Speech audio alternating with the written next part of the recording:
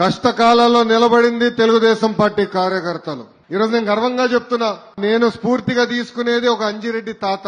ఎవరో గుర్తున్నాడా? పొంగనూరు నియోజకవర్గంలో మీసాలు మిలేసి తొడగొట్టి రా అని చెప్పిన అంజిరెడ్డి తాత. నేను స్ఫూర్తిగా తీసుకునేది ఒక మంజుల. పల్నాడులో ఏకంగా బూత్ లో కూర్చుంటే ఆమె పైన దాడి చేశారు. రక్తం గారుతున్నా చివరి ఓటు పడి ఈవీఎం సీలే వరకు అక్కడి నుంచి వెళ్ళలేదు.